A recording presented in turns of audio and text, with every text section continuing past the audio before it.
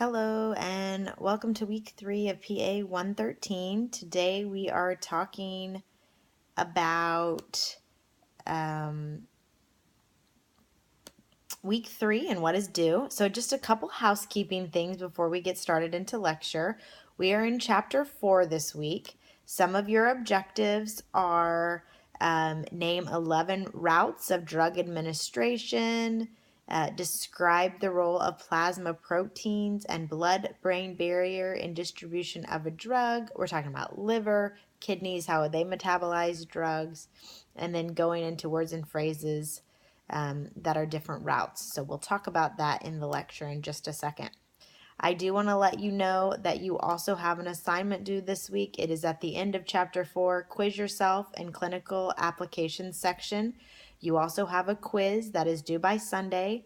Your discussion question is describe how drug doses are adjusted for patients with liver or kidney disease, elderly patients, or premature infants, and we'll try to hit on some of that in our chapter.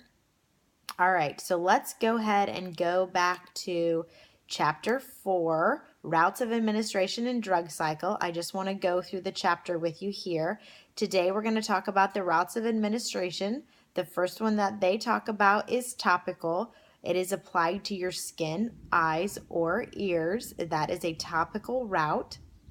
It extends to the local area, so this is like the antibiotic ointment for a skin injury, Timoptic eye drops for glaucoma, or antibiotic drugs for ear infections. The word topical contains the companion form of topic and all, pertaining to the word specific area, to the top of a specific area if you break it down. They also give you some more abbreviations for topic: AD, AS, AU, OD, OS, and OU. These are often found on prescriptions, so those abbreviations you will need to memorize because those will be on certification test and then also in your real world prescription when a doctor writes 1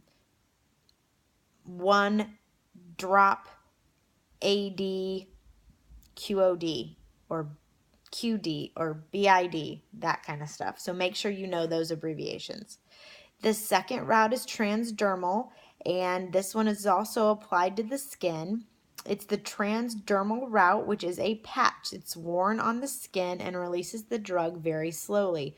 Something that I can think of as an example is there is a drug patch, a pain patch that is a C2 substance that is transdermal. They also talk about a Nicoderm CQ patch to stop smoking, so that can be one way. Oral route is most convenient. This is the one we usually think about. It's swallowing by mouth. Some disadvantage of the oral is it's difficult for patients to swallow, especially large tablets and capsules. It cannot be used for patients who are unconscious or vomiting. Some drugs are inactivated by stomach acid and cannot be given orally. And some drugs cannot be taken with certain foods, like different antibiotics. And we usually put warning stickers on all of those drugs so people can see that. And some drugs, MAO inhibitor drugs for depression, cannot be taken with certain foods because they have side effects. I think I just said that about antibiotics. Cannot be taken with certain foods and beverages, and some drugs cannot be taken with certain foods because they produce adverse side effects. Oh, because they combine chemically with food is the other one. Sublingual and buccal. This is under the tongue or in the pocket of your cheek.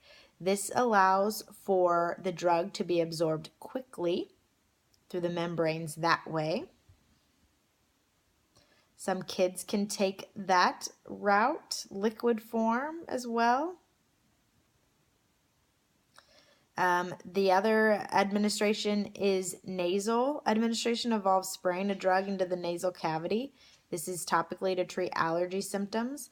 Inhalation, again, is gas or liquid or powder form that goes through the lungs, so we talk about an inhaler.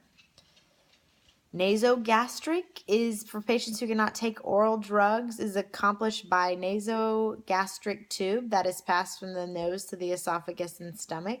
So an example of this would be, and is abbreviated NG, nasogastric, through the nose. Gastronomy or jugonomy means the jugostomy, These routes are used to administer drugs to patients who cannot take oral drugs. Surgically implanted feeding tube to deliver liquid drugs directly into the stomach. Also vaginally to treat vaginal infections. Rectal, like maybe a suppository. Parenteral, which means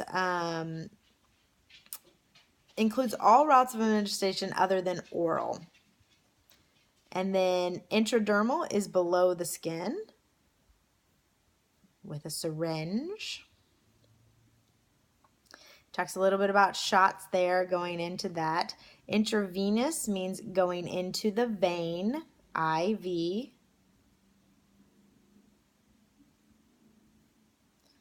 All right, so that pretty much sums up the 11 types of routes for you. And then it goes into the drug cycle, talking about absorption, distribution, metabolism, excretion from the body.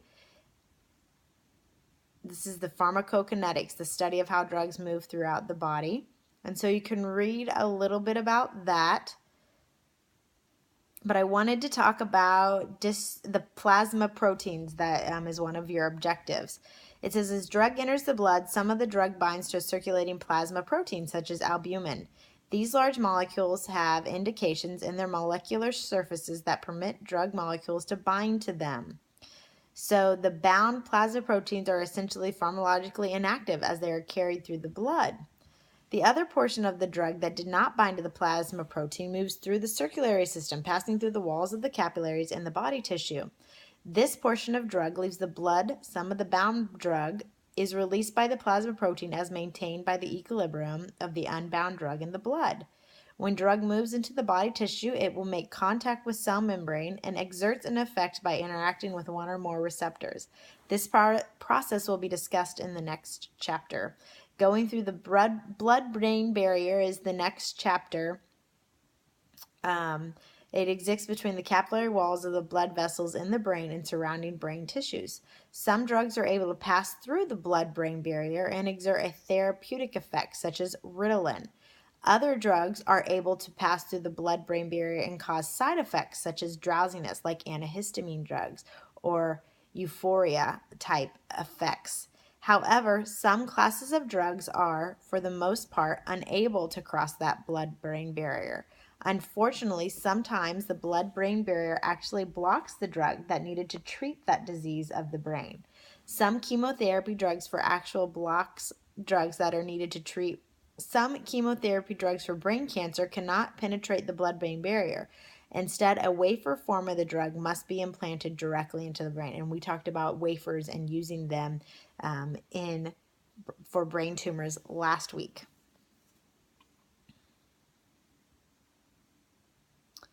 Okay, and then as you're going down through, excuse my dog, metabolism and excretion, you are into your chapter review. So that should get you through chapter 4 so that you can talk a little bit about how that, or you can answer some of those questions. I hope you have a great week and let me know if you have any questions.